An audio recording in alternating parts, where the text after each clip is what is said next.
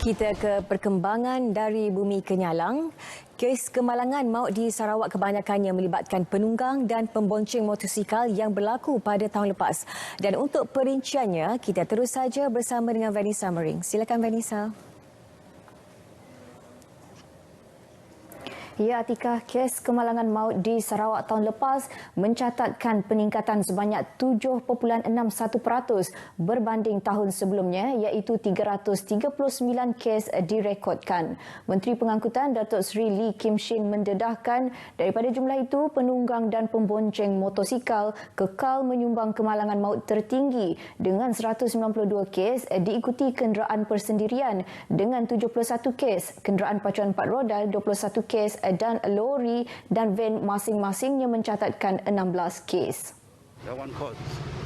Dedah Datuk Seri Lee lagi, kemalangan yang berlaku dari tempoh 2010 hingga 2020 pula merekodkan 1,213 kes purata setahun dengan kemalangan melibatkan penunggang dan pembonceng motosikal kekal mencatatkan jumlah tertinggi di seluruh negeri dengan 5,914 kes. Beliau berkata demikian semasa ditemui selepas melancarkan kempen keselamatan jalan raya sempena sambutan Tahun Baru Cina di Kuching. Selain itu, beliau menambah kecuaian dan penggunaan alat komunikasi ketika memandu dan memandu dalam keadaan mabuk serta letih antara faktor yang dikenal pasti menjadi penyumbang tertinggi kepada statistik kemalangan yang berlaku di negeri ini. Bagaimanapun katanya, jumlah kes kemalangan jalan raya di Sarawak mencatatkan penurunan sebanyak 22.1% dari Januari hingga Disember tahun lalu dengan 20,782 kes berbanding 26,686 kes bagi tempoh yang sama tahun sebelumnya. Sementara itu, Datuk Seri Lee Kim Shin memaklumkan pembinaan lampu isyarat di Jalan Kota Semerahan akan mengambil masa untuk disiapkan. Walaupun tidak dimaklumkan mengenai status kemajuannya, namun beliau optimis ia akan disiapkan dalam tempoh waktu yang ditetapkan.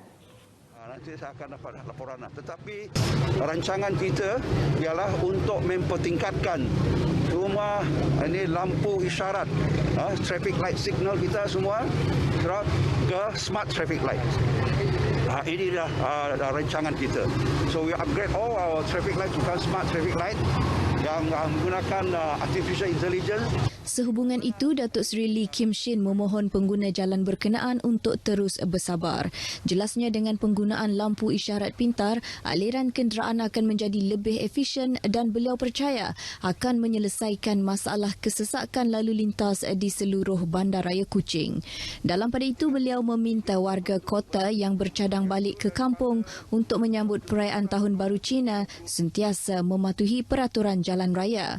Katanya dengan pembukaan sektor ekonomi dan bebas rentas sempadan tahun ini, beliau menjangkakan akan berlaku pertambahan kenderaan di jalan raya. Kerjasama setiap pengguna jalan raya amatlah dituntut.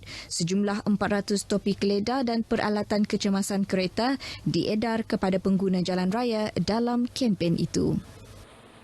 Ibu Pejabat Polis Daerah IPD Sibu mencatatkan penurunan kes jenayah indeks pada tahun lepas iaitu 590 kes pada tahun 2021 berbanding 807 kes pada tahun sebelumnya. Pemangku Ketua Polis Daerah Sibu, Superintendent Dr. Colin Babat berkata bagi kes jenayah komersial pula, IPD Sibu mencatatkan 286 kes dengan 172 kes telah dituduh di mahkamah. Superintendent Dr. Colin menambah antara kejayaan bahagian siasatan jenayah komersial pada tahun lepas adalah menyelesaikan kes tuntutan palsu wang perkeso. Bagi bahagian jenayah narkotik pula pada tahun 2021 sebanyak 61 kes telah selesai dan pada pertuduhan di mahkamah telah melebihi KPI yang ditetapkan iaitu sebanyak 130%. Beliau memberitahu demikian dalam ucapannya di Majlis Perhimpunan Bulanan IPD Sibu. Perhimpunan itu merupakan yang pertama kali diadakan sejak penularan COVID-19 di Malaysia 2 tahun lepas. Pada majlis sama, beliau turut menyerahkan sijil penghargaan kepada ketua-ketua bahagian dan 8 orang wartawan yang bertugas di Sibu. Antara wartawan yang menerima surat penghargaan itu adalah wartawan RTM Sibu Muhammad Al-Hadi Syamsawi, wartawan The Star Andy Chua, wartawan dari Borneo Post Connie Banji dan wartawan dari Sinchu Daily Peter Wee.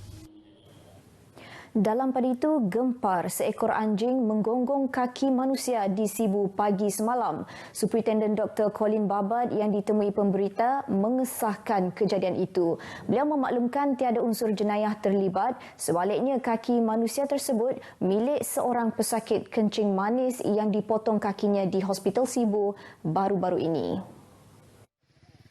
Menurut Superintendent Dr. Colin, kaki kiri manusia dengan kesan dipotong itu sebenarnya telah ditanam di atas bukit sebuah tanah perkuburan di kawasan Bukit Lima Sibu. Namun lubang itu dipercayai dikorek oleh anjing milik seorang pekerja kilang tidak jauh dari lokasi kaki itu ditanam. Waris bangsa telah mengupah pemilik kubur di Bukit Lima untuk menanam kaki yang berkenaan. Jadi walau bagaimanapun anjing telah mengorek lubang berkenaan sedalam satu kaki dan telah menggonggong kaki sebelah kiri. So setakat ini kaki sebelah kanan lagi belum dijumpai. Katanya pihak polis berjaya mengesan pemilik kaki berkenaan daripada kotak dan beberapa bungkusan plastik serta helaian kertas tertera nama pesakit iaitu seorang lelaki Iban berumur 70-an kira-kira 70 meter dari jarak kilang berkenaan. Pesakit yang telah dipotong kakinya itu telah dikenal pasti dan masih ditahan di wad Hospital Sibu. Jabatan Kesihatan Negeri JKN Sarawak mengadakan lawatan perkhidmatan doktor udara PDU di bahagian Sri Aman, Semerahan, Kuching, Kapit, Miri dan Bintulu. Jabatan itu dalam satu kenyataan media hari ini memaklumkan lawatan selama 15 hari itu dijadual bermula semalam hingga 31 Januari ini. Namun menurut JKN Sarawak, lawatan itu adalah bergantung kepada keadaan cuaca semasa. Sehubungan itu, masyarakat yang tinggal di kawasan terlibat dinasihati untuk menunggu di kediaman atau rumah panjang masing-masing bagi memberi laluan kepada perkhidmatan tersebut. Sebarang pertanyaan dan keterangan lanjut boleh menghubungi penolong pegawai perubatan di Cawangan Pembangunan Kesihatan Keluarga Junaidi Othman di talian 013 841 6735 atau 082 473 200 sambungan 296. Mesyuarat pertama bagi penggal pertama Dewan Undangan Negeri Dun Sarawak ke-19 akan diadakan selama 3 hari Februari depan. Setiausaha Dun, Peli Peter Tinggom menerusi notis persidangan yang dikeluarkan 14 Januari lepas berkata ia selaras dengan peruntukan Peraturan Mesyuarat 6/1. Mesyuarat akan diadakan bermula 14 Februari hingga 16 Februari pada pukul 9 pagi setiap persidangan dan tiada majlis perasmian diadakan. Turut diadakan pada 14 Februari adalah upacara angkat sumpah ahli Dun selaras dengan kehendak Peraturan Mesyuarat 3, Peraturan Mesyuarat Dun Sarawak. Jumlah kehadiran bagaimanapun akan dihadkan yang merangkumi ketua-ketua jabatan dan agensi selaras dengan langkah pencegahan pandemik COVID-19. Baik, dengan itu sekian berita dari Sarawak. Kita kembali bersama Atikah di Angkasa Puri. Silakan. Baik, terima kasih Vanessa di Sarawak. Dan selepas ini kita ke negeri di bawah bayu. Tapi sebelum itu kita rehat seketika. Jangan ke mana-mana.